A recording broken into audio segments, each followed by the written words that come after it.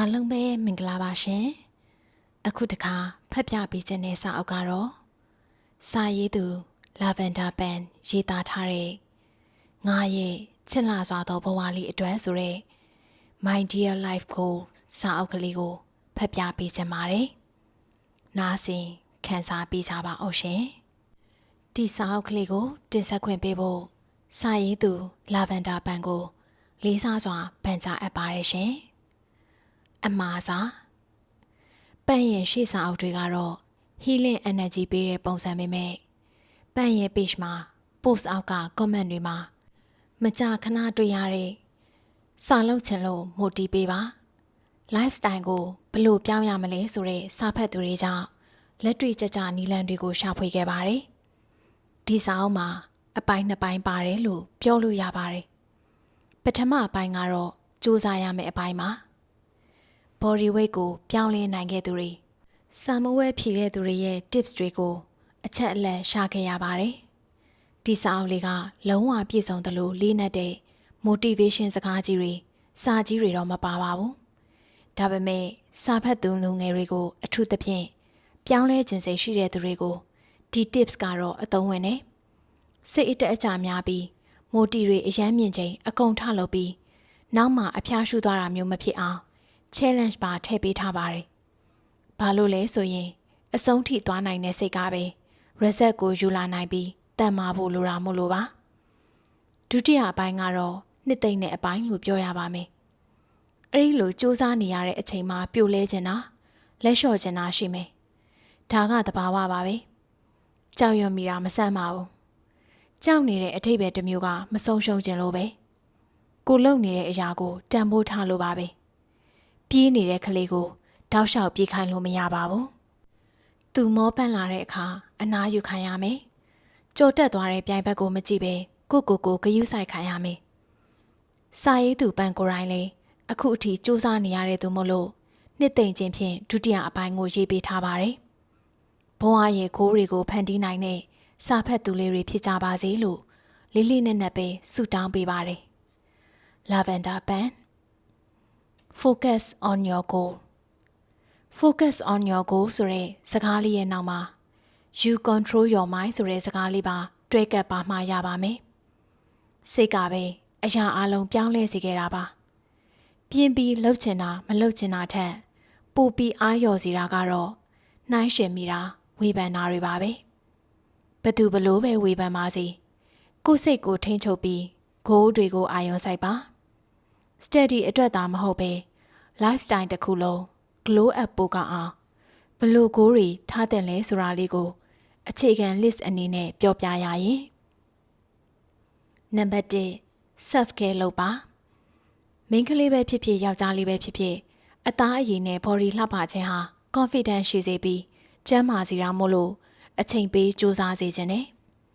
နံပါတ်2စာအုပ်တွေဖတ်ပါစာအုပ်တွေအများကြီးကိုအဆုံးအထိဖတ်စေခြင်းပြီး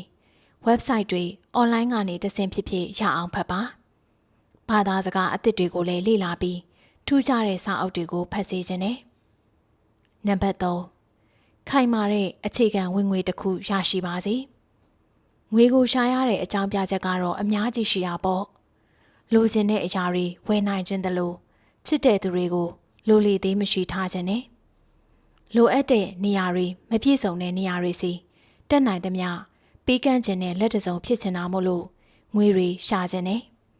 ဘလို့ပဲဖြစ်ဖြစ်ဒီကိုကဘဝအတွက်တကယ်အရေးကြီးတဲ့ကိုပါနံပါတ်4 happiness အရေးကြီးတဲ့အချက်ကပျော်ရွှင်ဖို့ကြိုးစားဖို့ပါဝမ်းနည်းရတဲ့အချိန်တွေ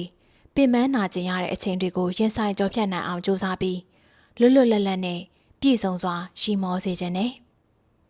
နံပါတ်5 relax ဒါကတော့ခီးသွားခြင်းတာပန်းတွေစိုက်ခြင်းတာစသဖြင့်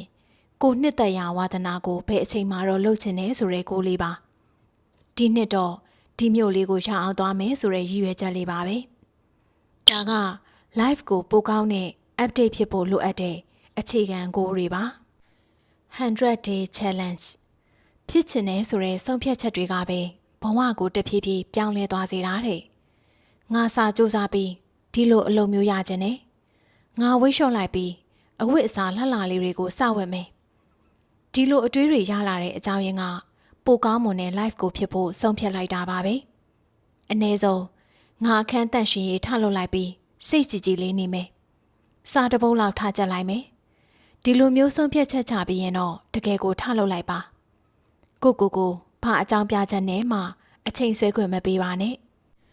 ဒီ100 day မှာလောက်ရမယ်နီလန်ကတခုတည်းရှိတယ်လှုပ်တင်တာနဲ့လှုပ်ချင်တာခေါင်းထဲရောက်လာတိုင်းလှုပ်တင်တာကိုထလှုပ်တဲ့ရက်တရားပါတွေးပြီးတန်းထလှုပ်လိုက်တဲ့နီလန်မှာအခုငါအားသွားပြီဖုန်းပုတ်မဲ့အစား language စလုံးကြီးတစ်မျက်နှာလောက်ရေးကြည့်ကြမလားနောက်မှဆိုတဲ့အချိန်ဆွဲတာမတွေ့ပဲချက်ချင်းထားလိုက်ငါဒီညစာကိုအသီးအရွက်ပဲစားမလားထားစားလိုက်ဒီဆုံးဖြတ်ချက်သေးသေးလေးတွေကချက်ချင်းတော့တကယ်မသိတာဘူးဒါပေမဲ့3 လဝန်းကျင်သာကြာတဲ့ရက်တရားမှာစတင်ရလက်တစ်ခုကရလာပါလိမ့်မယ်ဒီစာအုပ်လေးကိုစာဖတ်ပြီးဆိုရင်စာဖတ်သူတွေအနေနဲ့ဘဝရဲ့ live goal တွေမစခင်ဒီရက်တရား challenge ကိုအရင်ဆုံးအခြေခံအနေနဲ့စကြည့်စေခြင်းနဲ့ဘယ်အရာမဆိုပထမဆုံးခြေလှမ်းကအခက်ခဲဆုံးဖြစ်လေရှိတယ်။ဒါကြောင့်လွဲမယောင်ထင်ရတဲ့ဒီ challenge ကလည်းတကယ်ခက်ခဲပါလိမ့်မယ်။ဒါပေမဲ့စိတ်ကိုပါပြင်ဆင်ပြီးလှုပ်လိုက်ပါ။လုပ်မယ်ဆိုရင်တော့ကလန်ဒါမှာကိုစမယ်3 လကိုအခုပဲသတ်မှတ်လိုက်လို့ရပါပြီ။ You are someone sunshine မလှုပ်ချင်တဲ့အရာတွေကိုလှုပ်သွားရင်ကပဲမင်းကိုပြောင်းလဲသွားစေတာပါဒါပေါ့ဘသူကဘာသာစကားတွေကြက်ချင်မလဲလိုချင်တဲ့ body ရဖို့လေ့ကျင့်ခန်းတွေလုပ်ချင်မလဲ online shop business ကအစခေါင်းစားခံ content တွေရေးပစ္စည်းတွေထပ်ပုံရိုက်လုပ်မလဲဘယ်အရာမှမလွယ်ကူပါဘူးဒါပေမဲ့ဘာမှမတွေ့ပဲဒီအချိန်ရောက်ရင်ငါဒါကိုစလုပ်ရမှာလို့သာသတ်မှတ်ပြီးလုပ်လိုက်ပါတကယ်လေ့လာနေကြတဲ့သူတွေသုံးနေကြနည်းလေးကတော့1 minute 5 minute 10 minute စသဖြင့်ထားလုပ်လိုက်ချတဲ့နည်းပါဘာမှမတွေးပဲဒီ7 minute အချိန်လေးလောက်ပဲစကြက်လိုက်ရအောင် walk out လုပ်လိုက်ရအောင်တဖြည်းဖြည်းလှုပ်ချင်လာပါလိမ့်မယ်တနားရီလောက်ဇက်တိုင်ရေးဖြစ်သွားတယ်ဒီစိတ်လေးကိုလည်းထည့်တွေးပေါ့အရာအလုံးကကို့အတွက်ပါပဲဒီလိုမလှုပ်ချင်တဲ့အရာတွေကိုလှုပ်သွားရင်ကပဲကိုလိုချင်တဲ့ဘဝကိုပို့ပေးနိုင်မှာမို့လို့ပါဂိုးတွေချမှတ်တယ်ဆိုတာဒီထက်ပိုကောင်းတဲ့ဘဝတစ်ခုပေးဖို့ကတိပေးလိုက်တာပါ study plan မဟုတ်ဓာတ်ရက်ပဲဖြစ်ဖြစ်အချက်အပြုတ်သင်တန်းကိစ္စတစ်ခုခုကိုပြောင်းလဲမယ်လို့စတွေးလိုက်တာကကိုပြောင်းလဲမယ်လို့တွေးလိုက်တာနဲ့အတူတူပါပဲဒါပေမဲ့အဲ့ဒီကိုဘယ်လိုသွားမလဲဆိုတာကအစပိုင်းမှာမိုတီတွေများပြီးနောက်ပိုင်းမှာမလှုပ်တော့တာများပါတယ်ဒီမှာတကယ် success ဖြစ်သွားအောင်လုပ်ခဲ့တဲ့လူငယ်အများစုတွေးခဲ့တဲ့အချက်5ချက်ရှိပါတယ်နံပါတ်1အရေးအကြီးဆုံးကိုအလိုချင်ဆုံးအချက်ကိုခြာရေးပါကိုရည်ရွယ်ချက်ကနိုင်ငံခြားသွားဖို့လားဝိတ်ကြဖို့လားစိုင်းသေးသေးစားပွဲမှုဒီတင်နန်းတက်မှာလားနံပါတ်2အချက်အလက်တွေစုဆောင်းရပါမယ်တကယ်တမ်းအဲ့ဒီနေရာမှာတက်ရောက်နေသူတွေကဘလို့ပုံစံလုပ်ခဲ့လဲဘယ်တင်နန်းကအကောင်းဆုံးလဲစသဖြင့်တေချာလေးလာတိုင်ပင်မှာအခုခေတ်လို social media ကျောင်းဝင်နေတဲ့ခေတ်ကြီးမှာမေးပါ friend ဖွဲ့ပါနံပါတ်3အချိန်စစီမံရပါတော့မယ်ဒီဘာသာစကားသင်ယူဖို့ဝိတ်ချဖို့စသဖြင့်ခံမှန်းကြချိန်3 လရက်ပေါင်း90ရှိနေမယ်ဒါမှမဟုတ်2 လရက်60လို့မယ်စသဖြင့်ဒီရက်90မှာတစ်နေ့ဘယ်နှစ်နာရီအချိန်ပေးနိုင်မလဲညဘယ်နှစ်နာရီကနေဘယ်နှစ်နာရီအထိစာလုပ်နိုင်မလဲဒီနေရာမှာအရေးကြီးတာကမိုတီတွေမြင့်နေတော့မဖြစ်နိုင်တဲ့နာရီအချိန်တွေမလုပ်ပါနဲ့ကိုတစ်နေ့တာလုပ်နိုင်မယ်2 နာရီ3 နာရီပဲလုပ်ပါနံပါတ်4ပြီးရင်တော့ကိုပိုင်ကလန်ဒါလေးကိုစလုပ်လို့ရပါပြီကိုစလုပ်ရမယ့်အချိန်ရက်သတ်မှတ်ပြီးရင်အဲ့ဒီအချိန်ရောက်ရင်ဘာမှမစင်စားပဲကိုစလုပ်လိုက်ပါနံပါတ်5လစဉ်သတ်မှတ်ချက်လေးတွေစာချမှတ်ပါအဲ့ဒီကနေအချိန်ပိုတိတိကျကျလိုချင်ရင်ငါဘလောက်တော့ကျက်နိုင်သွားပြီဒီတစ်လမှာဘလောက်တော့ဝိတ်ချနိုင်ရမယ်ဘယ်နှကီလိုကြာရမယ်ဘယ်နှခန်းရရမယ်ဆိုတော့လစဉ်သတ်မှတ်ချက်လေးတွေစာချမှတ်လို့ရပါပြီဒါကတော့ challenge ပါလေးပေါ့ဝိတ်ကြမယ်ဆိုကိုကျသွားတဲ့ပေါင်အရေးအတွက်အတိုင်း ဖန်လုံးဒါမှမဟုတ်ကြဲလေးခောက်ထည့်လို့ရတယ်ဒါမှမဟုတ်စာကြက်တဲ့ရက်တရက်စီအတွက်ထည့်လို့ရတယ်ချက်ချင်းတော့မတည်တာပါဘူးရက်တွေကြာလို့ဖန်ပလင်းလေးပြည့်လာတာနဲ့ result တစ်ခုရလာပါလိမ့်မယ်အဲ့ဒီနေ့မှာမင်းကိုမင်းခုံယူလိုက်ပါဒီပလင်းလေးကလွယ်တယ်ထင်ရပေမဲ့ကြာရှုံးဖို့ပိုလွယ်တယ်စိတ်ရှည်မှုနဲ့အောင်မြင်မှုကိုပြတဲ့ပလင်းလေးမို့လို့ပါပဲ Study tips ဒီစာအုပ်လေးက study motivate ကိုလည်းပြောပြခြင်းတဲ့စာအုပ်လေးမို့လို့ဒီစာအုပ်လေးတွေက100 day challenge ကိုလုပ်တဲ့အခါဘာသာစကားစသဖြင့်ပေါ့အဲ့ဒီ study ဘက်မှာစူးစမ်းနေရတဲ့သူတွေအတွက်စာလုပ်တဲ့ tips လေးတွေထည့်ပေးချင်ပါတယ်နံပါတ်1 follow a schedule စာချက်ချိန်တွေသတ်မှတ်တဲ့အခါမိုတီတွေအရမ်းမြင့်နေတဲ့အချိန်ကြီးမဆွဲပါနဲ့တကယ်ကိုနိုင်သလောက်နာရီအပိုင်းအခြားကိုပဲစဆွဲပါအဲ့ဒီနာရီတွေကိုလည်းဂတိတည်ပါစူးစမ်းမှုကဘယ်တော့မှသစ္စာမဖောက်ပါဘူးနံပါတ်2စာချက်ဖို့ပတ်ဝန်းကျင်လေးဖန်တီးပါစာလုပ်ရမယ့်နေရာလေးကကိုယ်ပိုင်အခန်းမဟုတ်ရင်တော့စာကြည့်ရမယ့်နေရာလေးကိုပန်းအိုးလေးထားတာတိကျစာရွက်တွေကြက်ရမယ့်အလိုက်ထပ်ထားတာစတဲ့ရှင်းလင်းတဲ့စာချက်ဖို့ပတ်ဝန်းကျင်လေးဖန်တီးပါနံပါတ်3 rewrite create flashcard or outline your note စာလုပ်တဲ့အခါအခုနောက်ပိုင်းဆိုဗီဒီယို record နဲ့ပြန်နှားထောင်လို့ရတာကိုလိုချင်တဲ့အပိုင်းလေးကို channel တွေဆရာတွေစီကနေရှာလေ့လာရတာမျိုးရှိနေပါပြီအဲ့ဒီလိုနားထောင်တဲ့အခါနှုတ်ထုတ်ပါစာသင်သွားတဲ့အထက်ကလိုအပ်တဲ့အချက်တွေကိုလိုက်မှတ်ပြီးရေးထားတာဘယ်အချိန်မဆိုကို့ဘာသာပြန်ဖတ်လို့ရမယ့်စာလေးတွေနီးလန့်လေးတွေနဲ့ရေးထားပါနံပါတ်4ဥပမာဘာသာစကားသင်နေဆိုရင်ရှေ့မှာကျက်သွားတဲ့မီနင်းတွေကိုကိုပြန်ပြောကြည့်ပါ memory recall လုပ်တဲ့ပုံစံလေးနဲ့မေ့လွယ်တဲ့နေရာတွေကိုကိုရှင်းပြပြီးအမေးအဖြေကိုကို့ဘာသာလုပ်ကြည့်နေပါနံပါတ်5အထူးသဖြင့်ဘာသာစကားလေ့လာတဲ့နေရာမှာသချင်းတွေမူဗီတွေကအရန်အထောက်အကူဖြစ်ပါတယ်အဲ့ဒီကနေဝက်ကြတိုစကလုံးလေးတွေဆိုအတန်နေအတန်ထားလိုက်ပြောပါဂယုဆိုင်ပြီးစူးစမ်းကြည့်ပါနံပါတ်6 deadline မှာကတ်မလုပ်ပါနဲ့အမှားချင်းဆုံးအချက်ကတော့ကိုယ်စိတ်ကိုယ်နိုင်အားလုပ်ပြီးတစ်နေ့စာတစ်နေ့ဂတိတည်သွားပါ deadline မှာကတ်မလုပ်ပါနဲ့စိတ်ပင်ပန်းရတဲ့အပြင် result မကောင်းတတ်သလိုနောင်တရတတ်ပါတယ်နံပါတ်9ခေါင်းနဲ့ပူထုနေအောင်တွေးပြီးအနားယူဖို့လည်းမမေ့ပါနဲ့ပူထုနေအောင်ကြက်ထားရတဲ့စာတွေကဘလို့မှမရပဲ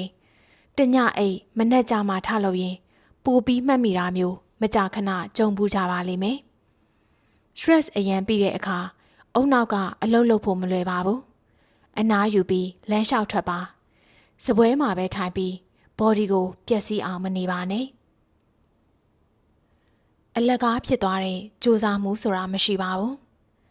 အခုအချိန်မှာကိုလုံနေကြအရာတွေကအသုံးမဝင်ဘူးအခုဖြစ်နေနေတဲ့အရာတွေအတွက်အမကိုက်ဘူးဆိုပြီးငါစူးစမ်းမိခဲ့တာအလကားဖြစ်ပြီလို့တွေးမိကြလိမ့်မယ်ဥပမာပြောရရင်ဘာသာစကားတစ်ခုကို level တစ်ခုအထိသင်ယူပြီးမှ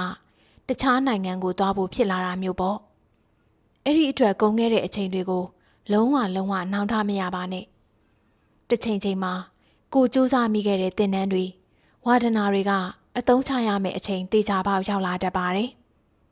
အဲ့ဒီအချိန်မျိုးကြုံဘူးတဲ့သူတွေအများကြီးရှိပါလိမ့်မယ်တော်သေးတယ်ငါဒါသင်ခဲ့မိလို့ငါဒါလုပ်ခဲ့မိလို့ငါဒါကိုစူးစမ်းခဲ့လို့ဆိုပြီးပြောမိလိမ့်မယ်စူးစမ်းအားထုတ်မှုမှန်သမျှကအလကားမဖြစ်ပါဘူးအချိန်မကျသေးတာလေးတစ်ခုပါပဲစူးစမ်းရတဲ့နဲ့ဖြစ်မလာဘူးဆိုတာပိုကောင်းတဲ့အရာရလာဖို့ပါပဲဒါတွေလုံးမိသင်မိလို့ဆိုပြီးကိုကျေးဇူးတင်မိခြင်းဂုဏ်ယူမိခြင်းဆိုတာတေချာပေါက်ရောက်လာတတ်တယ်မင်းလုပ်သမျှအရာတွေကမင်းစီပြန်လာတတ်တာမို့လို့ပါပိုလှပတဲ့အခွင့်အရေးတစ်ခုအဖြစ်ပေါ့ကိုမယုံတဲ့သူအဖြစ်နဲ့မနေထိုင်ပါနဲ့အသက်20ကျော်နောက်ပိုင်းမှာတည်လာတာကအနားယူရခြင်းတွေကအရင်လိုပျော်စရာမကောင်းတော့ဘူးဆိုတာပါပဲတကယ်လို့ဒီအတွေးလေးကိုသာ10ကျော်သက်အရွယ်ကနေစတွေးမိမယ်ဆိုရင်ပိုပြီးကောင်းပါလိမ့်မယ်အခုလည်းနောက်မကြသေးပါဘူး ဇက်တိုင်အလုပ်ပဲဖိလို့စူးစမ်းရမယ်လို့လည်းမဟုတ်ဘူးမပြင်းပါနဲ့တနေ့တာလုပ်ရမယ့်အချိန်စရာတွေကိုတေချာသတ်မှတ်ပြီးတာနဲ့အဲ့ဒီအလုပ်တွေအကုန်ပြီးမှအနားယူရတဲ့ခံစားချက်ကိုပျော်ရွှင်ပါအလုပ်တွေကိုနောက်နေ့ရွှေ့လာရွှေ့ပြီးအနားယူရတဲ့ခံစားချက်ကခဏတော့ပြောရတဲ့အောင်ရှိပေမဲ့တကယ်မပျော်ရွှင်ရပါဘူးပြင်းရတာပါကိုယ်စိတ်ထဲမှာလည်းတည်နေတာရှိပါတယ်ငါဒါတွေလုပ်ရမယ်ဒါတွေကြံသေးတယ်ဆိုပြီးနေလို့မဖြောင်းတတ်ဘူးအဆိုးဝါးဆုံးအပိုင်းကတော့ကိုစပြီးလေးစားမှုမရှိယုံကြည်မှုမရှိတော့တာပါဘာမဆိုလုပ်နိုင်နေဆိုတဲ့ခံစားချက်ကစိတ်ကိုတွန်းအားပေးနိုင်တဲ့အရာပါဒါပေမဲ့ကိုလိမ်မိသွားရင်တော့ဒါဟာယုံကြည်ချက်စပြောက်ဆုံးလာလိမ့်မယ်ဒါကြောင့်မှန်ကန်တဲ့အနားယူချိန်တွေမှာပဲပျော်ရွှင်မှုလိုပါတယ် Focus on yourself ငါတို့ကိုယ်ပိုင်ဘဝမှာပဲနေထိုင်ကြတာပါဘဝနှစ်ခုကိုမျှပြီးရှင်သန်လို့မရတာမို့လို့ကိုပဲတွေ့ရမယ်နေထိုင်ပါပျော်ရွှင်ပါတခြားလူတွေရဲ့စကားတခွန်းအပြုအမူတစ်ခုစီကအစား ignore လုပ်နိုင်တဲ့အထိတန်ပါပါမင်းရဲ့ပျော်ရွှင်မှုမင်းရဲ့ဘဝကမင်းနဲ့ပဲဆိုင်တာပါအိမ်မက်ဟာလက်တွေ့ဖြစ်လာမယ့်အရာတစ်ခုပါပဲအိမ်မက်မှတ်ဖို့လွယ်ကူပေမဲ့အရာယူဖို့ကခက်ခဲလွန်းနေဒါကြောင့်ပဲကြာရှုံးသူနဲ့အနာရသူတွေဆိုပြီးကွဲပြားလာကြတယ်အိမ်မက်တစ်ခုကိုအစပြုခဲ့ရင်အဆုံးအထိတာဝန်ယူမှသာကိုပြီးခဲ့တဲ့ကတိတာဝန်တစ်ခုဖြစ်လာပါလိမ့်မယ်ဘယ်အရာဖြစ်ဖြစ်ရင်ဆိုင်မယ်လို့ဆုံးဖြတ်ထားရင်အိမ်မက်ဟာလက်တွေ့ဖြစ်လာမယ့်အရာတစ်ခုပါပဲသိကြပါမင်းပိုင်ဆိုင်လာရမယ့်အရာပါ Let it မင်းလုံနိုင်ပါတယ်အချိန်နည်းနည်းလောက်လိုနေတာစူးစမ်းဖို့နည်းနည်းလောက်ပိုလိုအပ်နေတာမျိုးပါအသုံးမကျဘူးမဖြစ်နိုင်ဘူးလို့မတွေးပါနဲ့စကားလေးတစ်ခွန်းရှိတယ်မလုံနိုင်သေးခင်တော့မဖြစ်လာတော့ဘူးလို့ထင်ရမြဲပါပဲတဲ့လမ်းပြောက်သွားခဲ့ရင်စတင်ခဲ့တဲ့အချိန်ကိုပြန်တွေးပါဒါကတော့အရင်ကတည်းကပြောနေကြစကားလေးပါပဲ Remember why you are started ပထမဆုံးပြောပြချင်တာကတော့အဲ့ဒီလိုခံစားရတာကမင်းတယောက်တည်းမဟုတ်ဘူးဆိုတာပါပဲကြိုးစားနေတဲ့သူတိုင်းသူတို့ရဲ့လမ်းကိုပျောက်ဖို့ကြပါတယ်တခုခုကိုဥတီနေရင်ကရုတ်တရက်ဘယ်သွားရမှန်းမသိတာမျိုးလုံနေရင်ကဘာလို့တလောက်ခက်ခဲကြိုးစားရမလဲလို့လက်ချော်ချင်တာမျိုးပေါ့အထူးသဖြင့်တခြားလူနဲ့နှိုင်းယှဉ်မိတဲ့အခါအားငယ်တတ်ပါတယ်အဲ့ဒီလိုသူများဘဝကိုစိတ်ထဲမထည့်ပါနဲ့လူတစ်ယောက်ချင်းရဲ့တောက်ပခြင်းကမတူပါဘူးငါဒီလမ်းကိုဘာကြောင့်စခဲ့တယ်လဲဆိုတဲ့အချိန်ကိုပြန်သွားကြည့်အဲ့ဒီအချိန်မှာခံစားခဲ့ရတဲ့မျောလင့်ချက်အိမ်မက်တွေကိုမမိလိုက်ပါနဲ့ Remember your goal and why you are started မင်းလိုချင်တဲ့အရာကမင်းအတွက်ပါပဲလက်မလျှော့လိုက်ပါနဲ့လေ Fight for it လိုချင်တဲ့အရာအတွက်တိုက်ခိုက်ရေးပြီးဆက်ရေးရပါတယ်တခုခုကိုလိုချင်လာရင်အဲ့ဒီအတွက်ပင်ပန်းခံရတယ်အဲ့ဒီအရာရဲ့တန်ဖိုးလောက်ခေါင်းလေးခံရတယ်ဒါကြောင့်ဒီအရာကိုရယူဖို့ဒီလမ်းကိုရှောက်ဖို့ပင်ပန်းခံနိုင်ရလိမ့်မယ်အောင်မြင်သူတွေအသုံးများတဲ့စကားလေးရှိတယ်မဟုတ်လားတရက်ဖူးရဲ့အလေးချိန်ကိုခံနိုင်ရလိမ့်မယ်တဲ့ပတ်စံပမာဏများများဝင်ခြင်းရင်အဲ့ဒီဝင်သလောက်ရလာမဲ့ stress ကိုပါခံနိုင်ရရှိဖို့လိုတယ်ကြိုးစားမှုရှိဖို့လိုတယ်ဒီခံနိုင်ရကတော့ငါရအောင်လုပ်မယ်ဆိုတဲ့စိတ်နှောင်မှတဆင့်ချင်းပေါ်လာတာမျိုးပါတကယ်တော့လူတွေဟာစိတ်သာဆုံးဖြတ်လာရင်လုံနိုင်ကြပါတယ်စိတ်ဟာကိုလုံနိုင်စွမ်းနဲ့ခံနိုင်ရကိုပါတိုးပေးတာမို့ဟိုးရင်ကကြောက်ခဲ့တဲ့အရာတွေကအခုထင်သလောက်မကြောက်တော့တာအခက်အခဲတွေဖြေရှင်းနိုင်လာတာကိုတတိထားမိနိုင်လိမ့်မယ်ငါအရင်ကလောက်လူတော့မတိုးရတာမျိုးမရှိတော့ဘူးငါအရင်ကဆိုဒါတွေမလုပ်ရဲလောက်ဘူးပေါ့စသဖြင့်ကိုတတိထားမိတဲ့အခါဂုဏ်ယူလိုက်ပါဘလို့အခက်အခဲရှိလာပါစေဒါကငါအတွက်ပဲဆိုတဲ့စိတ်နဲ့ရှေ့ဆက်ပါကလေးအဲ့ဒီຢာကမင်းအပိုင်ဖြစ်လာပါစေကွယ် ကြိုးစားရတဲ့ tips တွေပြောပြတဲ့အခါပင်ပန်းလွန်လာတဲ့စိတ်အတွက် tips လေးတွေကိုလည်းပြောပြချင်ပါတယ်။ mental break ဖြစ်နေတဲ့အချိန်တစ်ခုခုကိုအာရုံစိုက်ဖို့ခက်ခဲနေတဲ့အချိန်အရင်လိုပါကိုမှစိတ်ပါဝင်စားမှုမရှိတော့တဲ့အခါဘာလို့ရမလဲဆိုတာကစာရေးသူရဲ့ page မှာစာဖတ်သူအများစုလာမေးလေရှိတဲ့မိကွန်းမှာတကယ်တော့ကိုဝါသနာလုံနေကြအလုပ်ကိုစိတ်ဝင်စားမှုမရှိတော့တာမဟုတ်ပဲဖြစ်ပါမလားဆိုတဲ့ကြောက်ရွံ့ခြင်းတွေငါခုလုပ်နေတာမှန်ရဲ့လားဆိုတဲ့မရေမရာတွေကြားလမ်းပြောက်သွားတာပါ tips လေး၃ခုပြောပြရရင်နံပါတ်1အိတ်ဆက်လိုက်ပါအိတ်ဆေးအကူအညီယူပြီးဖြစ်ဖြစ်အိတ်ပြစ်တက်ခဲ့ပါတယ်နောက်ပိုင်းတော့အိမ်ငှကြောင်လေးသူ့စီကထွက်တဲ့အတန်လေးနားထောင်ပြီးအိပ်ပျော်တက်လာတယ်ဒီနီးလေးကတော်တော်လေးအသုံးဝင်ပါတယ်အိပ်ပစ်လိုက်တာဟာခန္ဓာကိုယ်ကို reset ချပြီးအနားယူလိုက်တာမို့လို့နိုးလာတဲ့အခါပြဿနာဖြေရှင်းဖို့ခေါင်းအေးအေးနဲ့စီစဉ်နိုင်လာပါလိမ့်မယ်အေးအေးဝဝအိပ်ပါနံပါတ်2စိတ်ပြန့်လွင့်မှုကိုစူးစီးတဲ့အထိရောက်ဆုံးဤကတော့ဖုန်းကိုချလိုက်ပြီးတရားထိုင်ပါကို့အခန်းကိုနေရတဲ့နေရာကအတန်တိတ်မလုံးရင် relaxing လေတိုက်တန်ရွက်ကြွေတန်လေးတွေကိုဖြစ်ဖြစ်နှစ်ချက်တက်ရင်ကိုယ့်ရဲ့ဖြစ်တည်မှုတစ်ခုတည်းကိုသာအာယုံစိုက်နေကြည့်ပါအဲ့ဒီအချိန်ကိုကအခုမှစထိုင်နေသူဆိုအရန်ကိုအတွေးတွေအများကြီးရလာလိမ့်မယ်ဝမ်းနဲ့စိတ်အားမလို့အားမရစိတ်နောင်တတွေအဲ့ဒီအချိန်တွေ့ရမှာကငါအခုရှင်သန်နေတယ်ရှေ့ဆက်နိုင်တယ်ဆိုတဲ့စိတ်လေးပါပဲတချို့အရာတွေကငါပြန်လှည့်လဲဒီအတိုင်းပဲနောင်တမရဘူးရှေ့ဆက်ပြီးတရက်စီကိုသေချာရှင်သန်ကြည့်မယ်စူးစမ်းကြည့်မယ်ဆိုတဲ့အတွေ့အလေးနဲ့နှစ်သိမ့်ပြီးကလေးတယောက်ကိုနှစ်သိမ့်တယ်လို့ကိုယ်စိတ်ကိုချောပါခွင့်လွတ်ပါကျင်နာပါတရက်ကိုနာရီဝက်ပဲဖြစ်ဖြစ်အချိန်ပေးပြီးစိတ်ကြည်တဲ့အထိအဲ့ဒီလိုလေးတရားထိုင်ပြီးပါနံပါတ်3 social media ကိုအချိန်ကန့်သတ်လိုက်ပါဘလောက်ပဲသုံးချင်နေပါစေဘယ်နှစ်နာရီအထိပဲဆိုပြီးကန့်သတ်ချက်နဲ့သုံးပါဘာလို့လဲဆိုရင်ထက်ခါတက်လာတဲ့ post တွေမှာစိတ်ဝင်စားစရာတွေများတယ်နောက်ကိုယ့်ထက်အခြေအနေတာနေတဲ့သူတွေ့ရင်ဝမ်းနည်းမယ်မနာလိုဖြစ်မိမယ်ကြည်နူးစရာ post တွေဒေါသတွေခဏလေးဖြစ်ပျက်သွားတဲ့အချိန်လေးမှာစိတ်ကပုံစံမျိုးစုံပြောင်းလဲသွားတယ်အာယုံဆိုင်ရာခတ်သွားတာမဆန်းတော့ပါဘူးရအောင်အချိန်ပေးရပါဒီ၃ချက်လေးကတကယ်တမ်းလိုက်လို့ရင်စိတ်နိုင်ဖို့အရန်လိုပါတယ်တကယ်လို့စကျင့်သုံးဖြစ်ခဲ့ရင်ကို့မှာရှိနေတဲ့စိတ်ကြတာတွေအာယုံပြတ်မှုပေါ်မူတည်ပြီးအနည်းနဲ့အများစပြေလာမင်းလို့ထင်ပါတယ်ကိုချစ်တာကဘာများထူးခြားသွားလဲလို့မေးရင်အဲ့ဒီအချိန်ကစပြီးတဖြည်းဖြည်းပြောင်းလဲလာတာပါပဲအချိန်အများစုကကိုယ်သဘောကျတဲ့အရာတွေနဲ့ပြည့်လာတယ်သူများအကြိုက်ကိုလိုက်ရောမိနေတာထက်ငါကတော့ဒါလေးပဲဆိုပြီးစပြောမိလားယုံကြည်ချက်ရှိလာတတ်တယ်ရုပ်ပိုင်းဆိုင်ရာကအစလိုအပ်ချက်တွေကိုကြည့်မိပြီးထိမ့်သိမ့်လာတယ်ငါသဘောကျတဲ့အခန်းလေးကိုငါရဲ့ fashion ကိုတေချာဂရုစိုက်မိတယ်အလုပ်တွေကိုပို့ပြီးလုပ်ရင်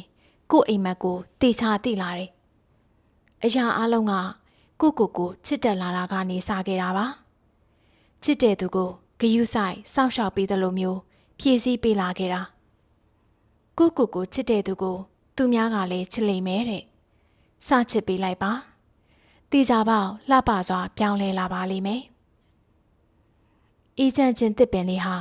မင်းသာစိုက်ပျိုးနိုင်တဲ့အရာပါ If your dreams don't scare you, they aren't big enough. မင်းကြိုးစားသလောက်အိမ်မက်ကိုဆုံးရှုံးရဖို့ကြောက်ရွံ့လာလိမ့်မယ်။ဒီအိမ်မက်ကိုဆုံးရှုံးရမှာမကြောက်ရင်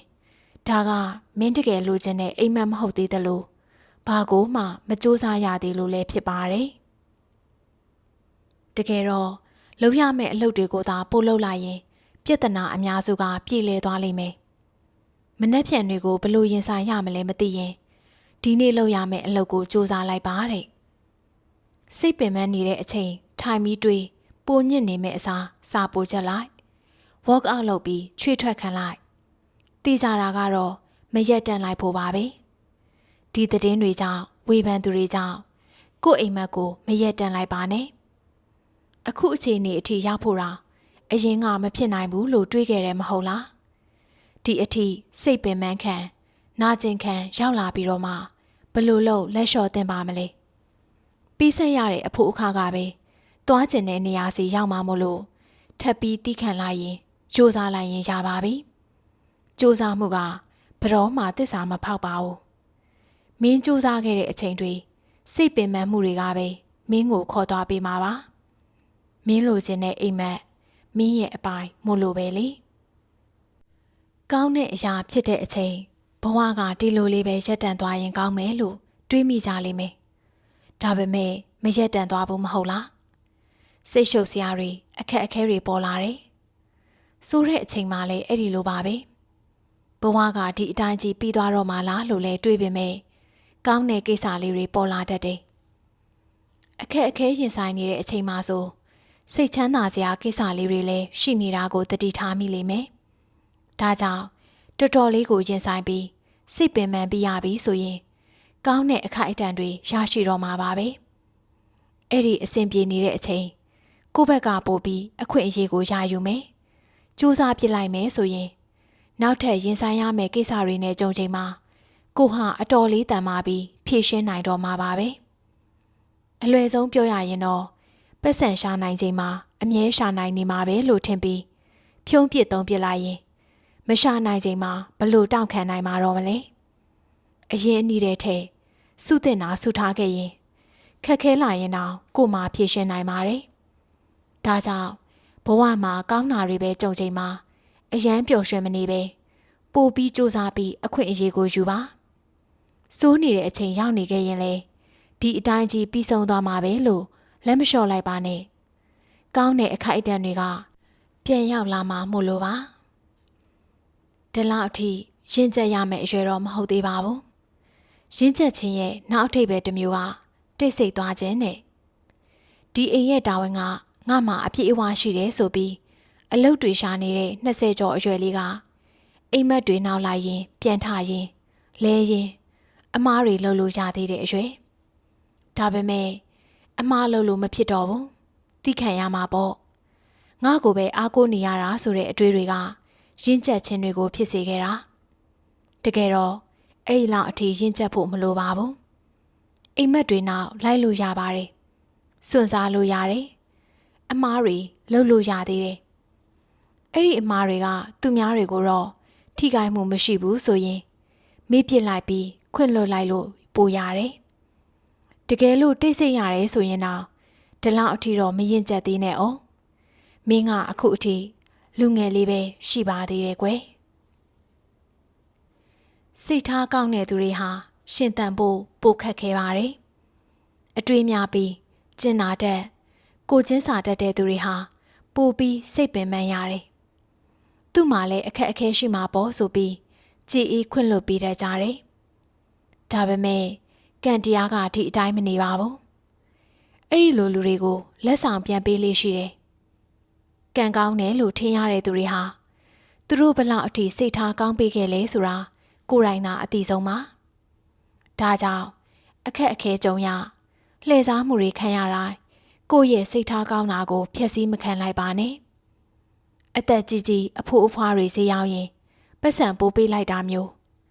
ဆိုင်မှာမုန့်တွေမှာစားပြီးတဲ့အခါအလိုက်တတိတီရှူးနဲ့တုပ်ရှင်းပေးခဲ့တာမျိုးအဲ့ဒီလိုအမှတ်မထင်ကျင်နာပေးလိုက်တာဟာကိုယ်စီပြန်လာပါလိမ့်မယ်။ကုညီမဲ့သူရောက်လာတာမျိုးပြဿနာဖြစ်လာရင်တော့ခက်မြန်မြန်ပြေလည်သွားတာမျိုးပေါ့။ကံကောင်းခြင်းတွေရောက်ရှိလာမှာမို့လို့ကျင်နာတတ်တဲ့ကိုကိုဂုဏ်ယူလိုက်ပါ။အဆိုးကပိုများတဲ့လောကကြီးမှာအ ਨੇ ဆုံးတော့လူသားဆန်စွာရှင်သန်နိုင်ခဲ့တာမို့လို့လေ။ကိုရောဘေးကလူကိုရောကျင်နာပါ။ပိုပြီးစိတ်မွန်ကြက်လာတဲ့အခါလုံးမိသမျှပြုတ်မိသမျှတွေကအစိုးဘက်ပိုများမိလာတတ်တယ်။ဘာမှအဆင်မပြေဘေးကရင်းနှီးတဲ့လူတွေနဲ့ပါပြဿနာတက်လာကြတဲ့အခါစိတ်ကအယံအဆုံးစွန်ရောက်သွားနိုင်တယ်။အဲ့ဒီအထိမသွားသေးပဲစိတ်လေးကိုတစ်ချက်ပြန်ကပ်ငြိမ်အောင်ထားပြီးဂရုစိုက်ပါ။စိတ်အတက်အကျကိုထိန်းချုပ်ပြီးဘလို့ရှိဆက်ရမလဲ ခေါင်းအေးအေးနဲ့တွေးပါစိတ်ပင်ပန်းစရာအခြေအနေနဲ့ကြုံလေကိုချစ်တဲ့သူတွေကိုပါပို့ပြီးဂရုစိုက်ပြီးကျင်နာနှွေးထွေးတဲ့ဆုံးအချိန်မှာပဲလေစူးစမ်းပြီးပျော်ရွှင်ကြည့်ရင်ဖြစ်တာပဲလေတကယ်လေစိတ်ပင်ပန်းစရာအခြေအနေတွေမှာရီမောပြရလောက်တဲ့အထိတော့ပျော်ရွှင်နိုင်တာမျိုးမဟုတ်ပေမဲ့အားတဲ့အချိန်မှာဟီလင်းစာအုပ်လေးတွေဖတ်ရင်ကော်ဖီတစ်ခွက်တောက်ရင်ပေါ့အိတ်ခမ်းနီညနဲ့ထဲကိုယ်သဘောကျရတဲ့သချင်းလေးတွေနားထောင်မိတဲ့အခါအရသာရှိတဲ့စားစရာလေးစားရင်အစားအသောက်ပုံလှလှလေးတင်လိုက်တဲ့အခါဒီလိုကိုယ့်အတွက်လုပ်တဲ့ပျော်ရွှင်မှုတည်တည်လေးတွေရှိသလိုတခြားသူကနေပြန်ရနိုင်တဲ့ပျော်ရွှင်မှုလေးတွေလည်းရှိတယ်ခက်ခက်ခဲဈေးရောက်နေရတဲ့အဖိုးအဖွားတွေကိုပတ်စံပို့ပေးရင်ဈေးဝယ်ပေးတာမျိုးနောက်ဆုံးကိုနဲ့အနေအချင်းသိယုံလောက်သားသေးတဲ့တယောက်ယောက်ကပုံလှလှလေးတင်တဲ့အခါသဘောကျကြောင်း positive မှန်လေးရေးပေးတာစိတ်ရက်ကြတာတွေ့တဲ့အခါအားပေးစကားလေးမှန်ပေးတာကအစကြီးကျယ်တဲ့ပျော်ရွှင်ခြင်းရတဲ့အထိစောင့်စရာမလိုဘူးပျော်ရွှင်ခြင်းဒီလိုနည်းနည်းလေးတွေကိုတကူးတကသိမ့်စီရင်နောက်တည့်ရက်ဖြစ်ဖြစ်ထက်ရှင်တန်ဖို့အားအင်လေးရသွားတာပဲမဟုတ်လားကြိုးစားပျော်ရွှင်ကြည့်ပါဒီလိုနီးနယ်ပဲဖြစ်ဖြစ်ထပ်ပြီးရှေ့ဆက်စေချင်ပါတယ်ဒီရက်ပိုင်းနောင်နာတွေသိမ့်မရတော့ဘူးမလုတ်ဖြစ်ခဲ့တဲ့အရာတွေကိုအကြအရှုံးဂယုမဆိုင်ပဲလှုပ်ဖြစ်တဲ့အခါငါကိုငါပို့ပြီးသဘောကျလာတယ်မကြိုးစားပဲလက်လျှော့တာထက်စားရင်လှုပ်ချင်ရလှုပ်ပြီးရှုံးနေရတဲ့တက်တိရှိတဲ့ငါပုံစံကိုပိုကြိုက်တယ်တောက်ပတဲ့အခိုက်အတန့်တွေရဖို့ငါကိုငါတွန်းအားပေးသွားရတာကခက်ခဲပေမဲ့မလုတ်ဖြစ်ခဲ့လို့နောင်တမရခြင်းဘူးငိုကြွေးဖို့တက်တက်မဟုတ်ဘူးပျော်ရွှင်ရီမောဖို့ပါမွေးဖွားလာတာမို့လို့အဆုံးမှာနောင်တမရှိပျော်ရွှင်ရမှာပဲလေငါထပ်ပြီးစူးစမ်းလိုက်ရင်ရပါပြီဘဝကဒီလိုပဲလေငါတို့ရင်ဆိုင်ရဲဖို့ပဲလိုအပ်တာပါဘာကိုမဆိုမျောလင့်ချက်နည်းနည်းပဲထားပြီးနေတက်လာခဲ့တယ်ဒါပေမဲ့အကောင်းဆုံးလုပ်ပေးခဲ့ပြီးလူတွေကိုလည်းစိတ်ရင်းနဲ့ဆက်ဆံပေးခဲ့တယ်တစ်ဖက်ကဘလို့မြစ်တာပြန်ပေးလာမလဲမတွေးတော့သလိုဘလို့ရလက်ကြီးဖြစ်လာမယ်လို့မမျှော်လင့်မိအောင်နေတယ်စိတ်ရောလူပါအေးချမ်းလာပြီးအဆင်ပြေပါတယ်လို့ပြောရင်လက်ခံနိုင်လာတယ်ဘာဖြစ်လာမလဲမသိတဲ့ဘဝမှာလက်ခံခြင်းကိုကျင့်သားရပြီးရှင်သန်တတ်ဖို့ပဲလိုတယ်မဟုတ်လားလေဒီနေ့မှာမိသားစုကိုထောက်ပံ့ဖို့စိတ်ချရတဲ့ဝင်ငွေလုပ်ငန်းလေးတစ်ခုရရှိပြီးရင်အကောင်းဆုံးနေ့ရက်တွေကိုပိုင်ဆိုင်ခြင်းနဲ့သူများတွေအတွက်တော့အကောင်းဆုံးနေ့ရက်တွေဆိုတာဘလို့အထိပ္ပယ်လဲမသိပေမဲ့ကို့အတွက်တော့ရောင်ရဲအေးချမ်းစွာရှင်သန်ခြင်းပဲပန်းတွေပွင့်နေတဲ့နေရာတွေစီသွားလိမ့်မယ်ရီမောစေတဲ့သူတွေကိုပဲချစ်မယ်အတိတ်ကစိတ်ဒဏ်ရာတွေကိုမေ့ပစ်မယ်ဟိုးရွာငယ်လေးတွေကကလေးငယ်တွေအတွက်ပရာဟိတာတစ်စိတ်တစ်ပိုင်းမှာပါဝင်မယ်ကြံရှိနေတဲ့နေ့ရက်တွေကိုအမတ်တရလှလှလေးတွေဖြစ်ရင်အတောက်ပါဆုံးကုံဆုံးသွားခြင်းပါတယ်လူတချို့သဘောမကျရင်တော့ဒီပုံစံလေးအတိုင်းပဲမွေးဖွားလာပြီးရှင်သန်ခဲ့တာမို့လို့အချစ်ခံရဖို့တကူးတကာမလုပ်ယူဘူးစိတ်ပင်ပန်းစရာတွေဆိုရင်ငါ့ကိုအရင်လိုမျိုးမခင်မင်တော့ရင်သဘောမကျတော့ရင်ပူပြီးအရေးကဲနားလေတာမလို့ငါကအရင်စွန့်ပစ်ခဲ့ပါမယ်ငါကတယောက်တည်းအေးချမ်းခြင်းပြီးပျော်ရွှင်ခြင်းရုံပါမင်းသဘောမကျလေငါကတယောက်တည်းပျော်ရွှင်တတ်ပါတယ်ငါပေးခဲ့သမျှကတော့အစ်စ်အမှန်တွေပဲဖြစ်တာမလို့အပေါ်ယံခင်မင်ပေးမှုတွေကိုမလိုအပ်တာတဘာဝကြတယ်မဟုတ်လားစာအုပ်တွေကြောင်လေးတွေရဲ့တချင်းတွေရဲ့နေတယ်ငါဆက်ရှင်တန်မှုပြည့်စုံပါတယ်နားလေပါတယ်ချစ်ချင်းမြတ်တာဆိုတာလှုပ်ယူလို့ရတဲ့အရာမဟုတ်ဘူးဆိုတာဂယုစိုက်ခြင်းဆိုတာလေတောင်းဆိုတိုင်းဖြစ်တဲ့အရာမဟုတ်တာမလို့ကိုယ့်ဘက်ကပဲရက်တန်လိုက်တော့တယ်ဘယ်ဆက်ဆံရေးမှမဆိုပေါ့ကိုချစ်ရတဲ့သူရဲ့အချစ်ခံရတဲ့သူကလည်းသူ့ကံပါလာလို့ပါပဲအားကြခြင်းတွေရောမျောလင့်ခြင်းတွေရောမရှိတော့ဘူးအရာရာဟာကံပါတလောက်ပဲဆိုတဲ့စကားလေးကိုလက်ခံလိုက်တဲ့အခါအေးချမ်းလာခဲ့တယ်တယောက်တည်းလေကောင်းကောင်းရှင်သန်မယ်တကယ်ချစ်ပေးမဲ့သူလာခဲ့ရင်လေ အကောင်ဆုံးပြန်ချစ်ပေးမယ်မလာခဲ့ရင်လေတယောက်တည်းအေးချမ်းအောင်နေတတ်ခဲ့ပါပြီကံပါတလောက်ပဲလက်ခံလိုက်ပါတော့မယ်ကိုပိုင်ဘဝလေးကလေအဖိုးတန်နဲ့ဖြစ်တည်မှုလေးပဲမဟုတ်လားမျောလင်းချက်နည်းနည်းပဲထားပန်းတွေကိုမြ мяချစ်တတ်နိုင်သလားဘာမှပြန်မရဖို့တွေးတာအကောင်ဆုံးပဲရွေးချယ်မခံရလို့လေထူးပြီးမနာကျင်နေတော့သလိုဘသူကိုမှလေတကူတကဆွဲထားတော့မှမဟုတ်ဘူးတကယ်ချစ်ရင်ကိုပုံစံလေးအတိုင်းနေလေချစ်ပေးကြတဲ့သူကရှိပြီးသားပါလှုပ်ယူရတဲ့ဆက်ဆံရေးတွေကိုမလိုတော့ပါဘူးကွယ်ကိုရုပ်ဝန်းလေးထဲမှာပဲတီးတန့်လေးအေးချမ်းစွာနေထိုင်ကြပါတယ် My dear life ကိုငါရဲ့ချစ်လာစွာသောဘဝလေးအတွက်လူရော mental health စိတ်ကိုပါဂရုစိုက်ပြီးချစ်ပေးမယ်အလုပ်တွေပို့လုပ်နိုင်အောင်တွန်းအားပေးရင်ပိုကောင်းမွန်ပြီးလှပတဲ့ life update ဖြစ်အောင်နေမယ်ချထားမိတဲ့ plan တွေကိုအဆုံးအထိတာဝန်ယူပြီးစုံနိုင်အောင်ကတိတည်မယ်မလိုအပ်တော့တဲ့အပေါ်ယံလူဖြစ်ဖြစ်အရာဝတ္ထုဖြစ်ဖြစ်လွတ်ချဖို့ဝင်မလေးတော့ပဲဘေးကရှိတဲ့လူနည်းစုလေးနဲ့စူးစမ်းနေထိုင်သွားမယ်ပြောင်းလဲခြင်းစိတ်ရှိရင်လူဟာတကယ်ပြောင်းလဲတတ်ပါတယ်ကိုဆိုတာကိုယ်တိုင်လှုပ်ယူရတဲ့ wish လေးတွေမို့လို့ရအောင်ဖြည့်ဆည်းမယ်ပိုအေးချမ်းပြီးအဆင်ပြေနေတဲ့ကိုတွေ့ကြပါတယ်ဒီလောက်ပါပဲအမြဲလိုလမ်းနှစ်ခုကိုရွေးချယ်ရတဲ့အခါဖြစ်ချင်တာထက်ဖြစ်တင်တာကိုပဲလုပ်ပါစိတ်ပင်ပန်းတဲ့နေ့တွေမှာကိုဟီလင်းဖြစ်အောင်ပြောပေးတဲ့ tips လေးကိုနံပါတ်1ဝမ်းနေတဲ့အခါငိုချလိုက်လို့ရတယ်ဒါပေမဲ့ကိုအပေါ်ယံသဘောထားတဲ့သူတွေအတွက်မငိုနဲ့အဆုံးသက်ပဲဆိုပြီးလက်မလျှော့လိုက်နဲ့ကောင်းကောင်းစားပြီးကောင်းကောင်းအိပ်ပျော်ပြတာကလေသူတို့ကိုအနိုင်ယူတဲ့နည်းပဲလေနံပါတ်2မင်းတို့မရှိလဲငါကဒီလိုပျော်ရွှင်ပြီးရီမောနိုင်နေငါ့ကိုတကယ်ချစ်ပေးတဲ့သူတွေနဲ့တွေ့ဖို့အကြာကြီးရှင်သန်နိုင်တယ်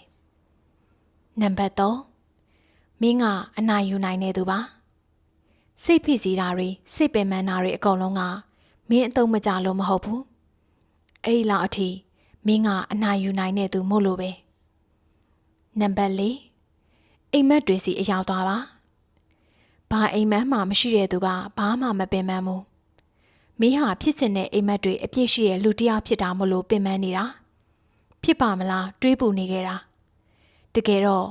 မင်းကဘသူထက်မဆိုရှင်သန်လို့စိတ်ရှိပြီးအိမ်မက်တွေစီရောက်ချင်တဲ့သူမို့လို့ပါပဲ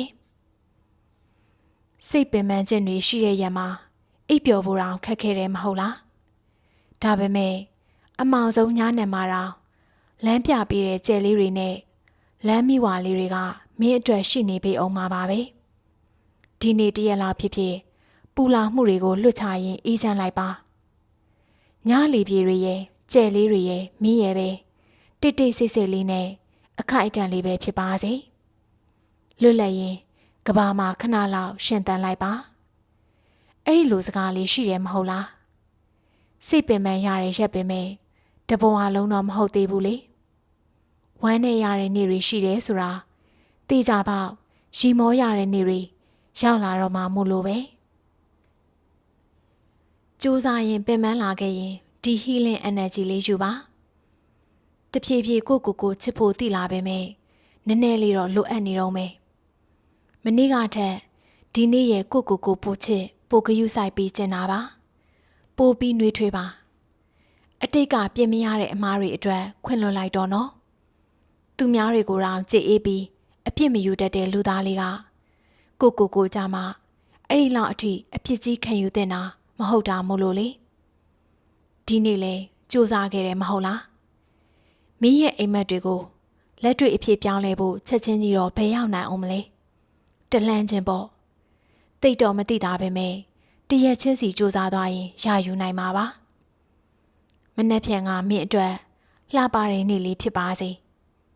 အခက်အခဲတွေရှိခဲ့ရင်လေကြော်ဖြတ်နိုင်တဲ့သူဖြစ်ပါစေကောင်းငင်ကြီးကလည်းမင်းအတွက်လှနေပေးခဲ့တယ်မဟုတ်လားပန်းရိုက်လေးတွေကလည်းမင်းအတွက်ပွင့်လန်းနေတာမို့လို့လေအရာအလုံးအဆင်ပြေသွားမှာပါတကယ်ဖြစ်လာပါမလားလို့တ တန်တရားအများကြီးမထားပဲအရာအလုံးအဆင်ပြေမှလို့ကိုပြောပြလိုက်ပါ Hope ဆိုတဲ့မျှော်လင့်ခြင်းလေးကမင်းကိုတိတ်သက်သာရစေလိမ့်မယ်အဆင်ပြေသွားမင်းနေလေးရောက်လာမယ်လို့ကလေးငယ်ကယုံကြည်တယ်စူးစမ်းနေတယ်လေဒါဆိုတေချာပေါက်အဆင်ပြေသွားတော့မယ်အသက်20ကျော်25ဝန်းကျင်ကနေစပြီးတငယ်ချင်းတွေနဲ့အရင်လိုအတူမရှိနိုင်တော့ဘူးဒါပေမဲ့အကြာကြီးဝေးကွာနေပြီးမှစကားတွေညလုံးပေါက်အောင်ပြန်ပြောဖြစ်ကြတာလေတငယ်ချင်းပဲတဲ့ဟိုးလွတ်လပ်တဲ့ငယ်ရွယ်ချင်းနှစ်တွေလိုသိအချိန်မပေးနိုင်ကြတော့ဘူးတာဝန်တွေဖိအားတွေအလုပ်တွေနိုင်ငံနဲ့ချီဝေးကွာသွားကြတာတွေရှိပေမဲ့လေအချိန်ရလို့စကားတွေပြောဖြစ်တဲ့အခါနှွေးထွေးမှုတွေအရင်လိုရှိမြဲဘသူကိုမှပြောလို့မရှိတဲ့အနာတရားတွေကိုလည်းအလွယ်တကူရင်ဖွင့်နိုင်စေပါပဲအချိန်ကငါတို့ကိုခွဲထားနိုင်ရင်တော့နှွေးထွေးမှုတွေကိုမရက်တန်နိုင်တာမို့လို့အချိန်တန်ရင်ပြန်မိခိုလို့ရနိုင်တဲ့ဒုတိယမြောက်အိမ်အကြာကြီးဝေးကွာလဲမအေးဆက်သွားတဲ့ဆက်ဆံရေးအဲ့ဒါကိုတငယ်ချင်းလို့ခေါ်ပါတယ်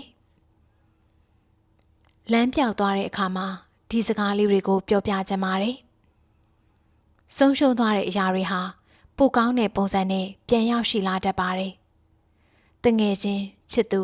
အိမ်မက်နဲ့အခုလက်လွတ်လိုက်ရတဲ့အရာတွေဟာပိုကောင်းမွန်တဲ့ပုံစံနဲ့ပြန်ရောက်လာမှာမို့လို့ပါငါတို့နဲ့သက်ဆိုင်တဲ့နေရာတနေရာတော့ရှိပါတယ်အဲ့ဒီနေရာလေးကမခန်းနာရင်တော့မှပဲငါတို့ကိုဂရုစိုက်ပြီးတန်မိုးထားပေးကြပါလိမ့်မယ်သူများတွေကိုမကြည့်ပဲပျော်ရွှင်အောင်နေတတ်ရပါတယ်အချိန်နဲ့ချစ်ချင်းမြတ်တာတွေဟာလူမားပြီးပေးဆက်မိနေရင်ချက်ချင်းရက်တန့်လိုက်ပါကိုသာပျော်ရွှင်အောင်နေတတ်ရမှာမို့လို့ပါဘဝမှာတချို့သောနှုတ်ဆက်ခြင်းတွေဟာရုတ်တရက်ဆန်လွန်းလေးရှိပါတယ်ဘဝတွေကိုရောက်လာတဲ့အခါကိုဟာနှွေးထွေးတဲ့သူဖြစ်ရင်ပိုပြီးကြိုးစိုးတတ်လေးရှိပါတယ်ငါလိုပဲသူဟာလည်းငါကိုချစ်မှာပေါ့ဂယုဆိုင်မှာပေါ့လို့တွေးမိပေမဲ့တကယ်တော့လူတိုင်းကကိုလိုမဟုတ်ပါဘူးအချိန်မရွေးတစ္ဆာဖောက်ပြီးထွက်သွားတတ်ကြတာမို့လို့ကိုအပြစ်မတင်ပါနဲ့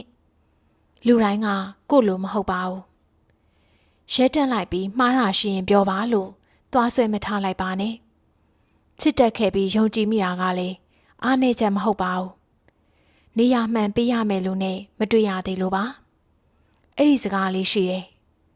လူတွေကိုမင်းဝင်လာဖို့ကြိုးစိုးနိုင်ရင်ထွက်သွားဖို့လည်းနှုတ်ဆက်နိုင်ရမယ်တဲ့အထူးသဖြင့်ကိုကစိတ်ရင်းနဲ့စစ်မှန်ခဲ့တဲ့အခါပြက်ပြက်သားသားဂုဏ်ယူလိုက်ပါတန်မိုးထားပေးတဲ့သူရောက်လာတဲ့အခါကိုစိတ်ရင်းကိုအတိအမှတ်ပြုပြီးချစ်ပေးမှာမို့လို့ပဲဒါကြောင့်တန်ဖိုးမထားတဲ့သူတွေကိုထွက်သွားပါစေလွတ်ပေးလိုက်ပါချစ်ချင်းမြတ်တာဟာယူတဲ့သူဘက်ကထိုက်တန်မှလေကိုယ့်ဘက်ကပေးလို့ရတာမို့လို့ပါဒီရက်တွေမှာစူးစမ်းတောက်ခံနေပေမဲ့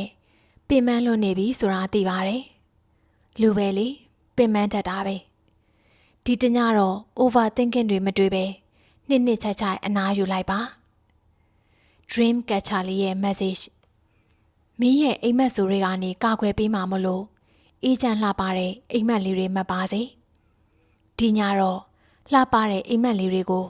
မင်းအတွက်ဖမ်းယူပေးပါမယ်ကံကောင်းခြင်းတွေနဲ့နိုးထလာပါစေကောင်းတော်ညပါကွယ်ဒီနေ့လေတယောက်တည်းပဲရှိနေခဲ့ပေမဲ့ကောင်းကင်ပြားကြီးကငါအတွက်ချစ်စရာကောင်းနေပေပြီပန်းပွင့်လေးတွေကပွင့်လန်းလာပြီးခဲ့တယ်ရှားပါတဲ့အားလက်ရက်ကလေးကချိုမိန်ပြီးနှွေးထွေးတာမလို့ရှင်တန်ရတာကသဘောကျစရာလို့ကျေးဇူးတင်မိခဲ့ရပြန်တယ်တင်ဆိုင်ပြားလေးတွေအုံမိုးထားတဲ့ငါပိုင်တော့တနင်္ဂနွေနေ့လေးမှာပေါ့သွားခွင့်ပြုနိုင်အောင်ကြိုးစားပါစွန့်လွတ်လိုက်ရတဲ့အချိန်ရောက်လာရင်အယမ်းမနာကျင်လိုက်ပါနဲ့ကလေးအစုံအထိချစ်ပေးခဲ့ပြီးမို့လို့လိပ်ပြလုံးစွာပဲလက်လွတ်လိုက်ပါရှေ့ဆက်မဲ့နေ့ရက်တွေမှာသူတို့မရှိခဲ့သလိုတောက်တောက်ပပလေးရှင်သန်လိုက်ပါဘသူကိုမှမလိုအပ်ပါဘူးကြည်လင်အေးချမ်းတဲ့နေ့ရက်ကလေးတွေကိုမင်းတယောက်တည်းပဲဖန်တီးနိုင်ပါတယ်ဒလအထိအစစ်မပြေစရာတွေများတဲ့လောကကြီးထဲမှာတယောက်တည်းရှင်သန်နေတဲ့ကိုပန်းလေးတစ်ပွင့်ပေးမယ် Narcissus ပန်းလေးက self love ကိုချစ်မြတ်နိုးခြင်းလို့ဆိုလိုပြီးအမြဲဒီလိုမျိုးပဲချိုမိန်နေပါစေတဲ့ရှေ့ဆက်အများကြီးချစ်ပေးပြီးတန်မိုးထားဂရုစိုက်ပါမယ်ပျော်ရွှင်အေးချမ်းခြင်းတွေရရှိအောင်ကြိုးစားမှာပါချစ်ရပါတော့ငါရေအိတ်မပြောတဲ့အခါတောအုပ်လေးတစ်ခုကိုစဉ်းစားကြည့်တဲ့တခါလောက်တောအုပ်လေးတစ်ခုတည်းရှောက်သွားခြင်းခဲ့ဘူးလားစိုးရိမ်နေတဲ့တစ်ရွက်လေးတွေအများကြီးရှိတဲ့လမ်းညိုလေးရဲ့ခတ်တူးတူးကြားနေရတဲ့ငှက်တန်လေးတွေရဲ့လီတိုက်တန်တွေရဲ့ငားလေးတွေကုခတ်နေမဲ့ကန်ရီအိုင်လေးရဲ့မိုင်းညိုနေတဲ့တစ်ပင်အုပ်တွေရဲ့ငါနှလုံးသားတွေကစိုးရိမ်တန်တွေမကြားရတော့မဲနေရာလေးတစ်ခုကလေးတယောက်လိုကခုံရီမောနေရင်တော့အပြစ်တင်မဲ့လူတွေမရှိတဲ့နေရာလေးတစ်ခုပန်းရိုင်းလေးတွေပေါ်လှည့်ချရင်နေပြောက်လေးတွေကိုခန်းစားမယ်လေးညင်းတွေနဲ့အတူတောကတွေကိုမှုတ်ထုံမယ်ဒါဟာပထမဆုံးအကြိမ်အဖြစ်ငါအသက်ရှင်နေသလိုခံစားရတဲ့အခိုက်အတန့်လေးဖြစ်နေမလားတောအုပ်လေးတစ်ခုတည်းမှာပေါ့ကွယ်ဆုံးရှုံးခြင်းတွေလမ်းပြောက်ခြင်းတွေကြုံလာတဲ့အခါဒီစကားလေးတွေကိုနားထောင်ပြီးကိုဖြည့်သိမ့်စေချင်ပါတယ်နံပါတ်1လူတွေကပျောက်ဆုံးသွားကြမှာပါပဲထွက်ခွာသွားကြမယ်ချမ်းထားကြမယ်ထာဝရကြံရှိနေမှာကတော့အမှတ်တရတွေပါဒါကြောင့်အတူရှိနေချိန်မှာနားလည်မှုတွေနဲ့အကောင်းဆုံးချစ်ပါငါတို့တွေအသက်ကြီးသွားရင်တော့ထွက်ခွာသွားရင်တော့အမှတ်တရတွေနဲ့ဆက်ချစ်လို့ရပါသေးတယ်နံပါတ်2ပင်ပန်းရတာကိုသိတယ်တန်တရားတွေဝင်နေတာလဲနားလေတယ်ဒါပေမဲ့အခုသာရက်တန့်လိုက်မယ်ဆိုရင်အိမ်မက်တွေကအိမ်မက်အနေနဲ့ပဲကြံရစ်တော့မှာ dreamer တွေဟာလက်တွေ့အကောင့်ထဲပေါ်ဖို့တာဝန်ရှိပါတယ်မဟုတ်ရင်အရာအလုံးကနှမျောစရာကောင်းလွန်တာမို့လို့လေနံပါတ်3မင်းထင်ထားတာထက်မင်းကပိုပြီးတန်မာပါတယ်ဒါကြောင့်ပဲရှေ့ကိုလာနိုင်ခဲ့တာ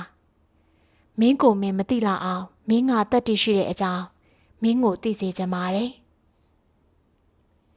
ငါရဲ့ချစ်လာစွာသောဘဝလေးအတွက်ဒုတိယမြောက်စားတစ်စောင်မျော်လင့်တာထပ်ပိုးပြီးရီမောခြင်းတွေရရှိစေခြင်းနဲ့အတိတ်တွေစီကလှပတဲ့အရာတချို့ကိုပဲယူဆောင်ရင်စစ်မှန်တဲ့လူတချို့ကိုပဲမြဲစေရင်ငါကိုငါပို့ပြီးခွင့်လွှတ်မယ်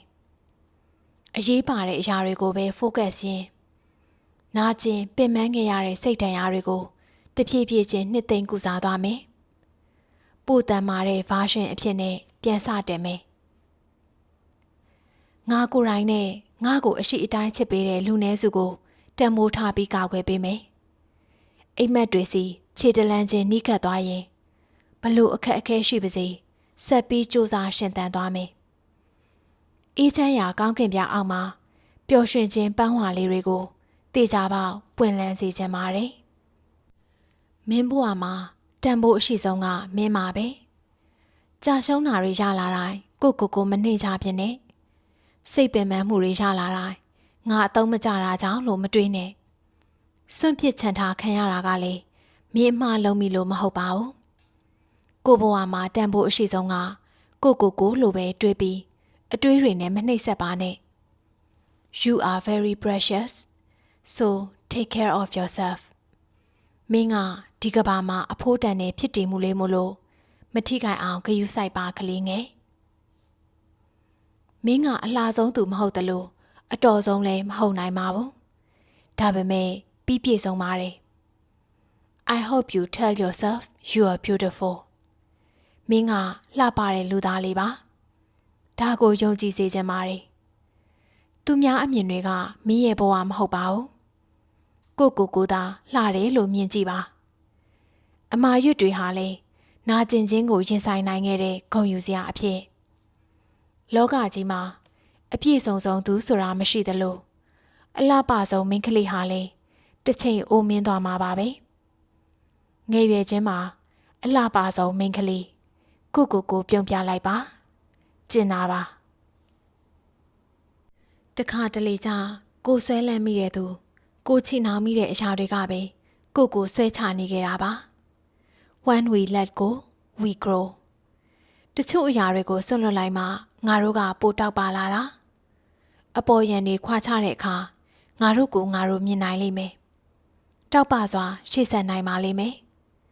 ဒါကြောင့်ထွက်သွားခဲ့တဲ့အရာတွေအတွက်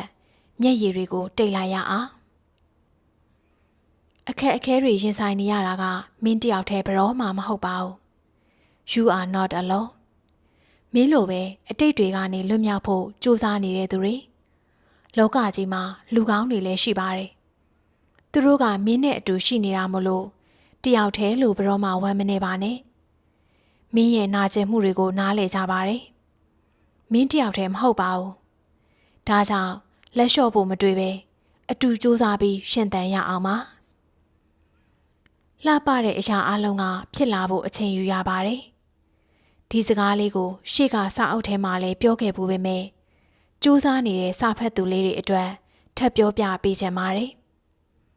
ကောင်းမွန်လေးအချိန်ယူရလေကိုလိုချင်တဲ့အရာကခက်ခဲသလောက်အချိန်ကြာလေပါပြီးတော့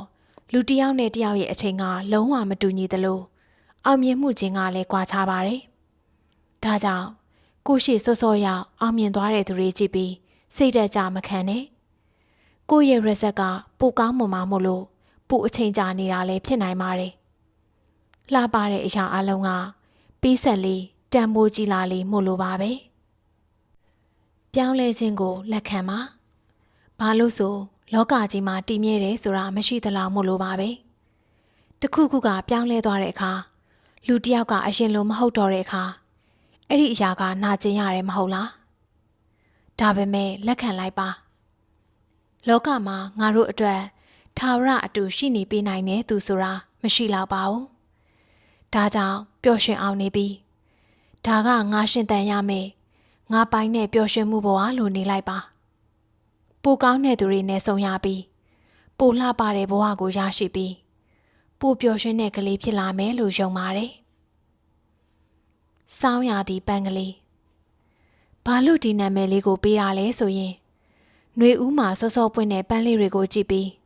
စောင်းရသည့်ရဲ့ပန်းလေးဟာငါချိန်ငါဘယ်တော့မှလဲလို့အားငယ်တက်လို့ပါပန်းလေးတွေကຫນွေဦးမှာပွင့်ကြပြီးတချို့သောပန်းလေးတွေကစောင်းဥရာသည့်ရောက်မှ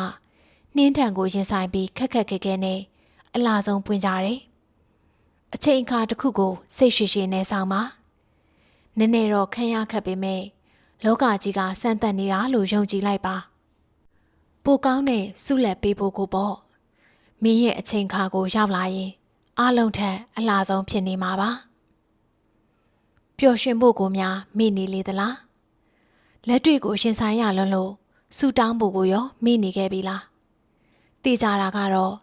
မျက်ရည်ကိုတင်းခံတတ်တဲ့ကလေးဟာရီမောလာရင်အလားဆုံးပါပဲတနေ့မှာဝင်ထုတ်ဝင်ပိုးတွေကိုလွှတ်ချနိုင်တဲ့အခါ